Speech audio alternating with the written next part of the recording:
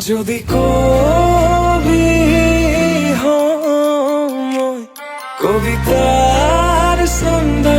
তুমি হবানে বগা কাগজ কলমৰ লিখনি উদ্দেশ্য তুমি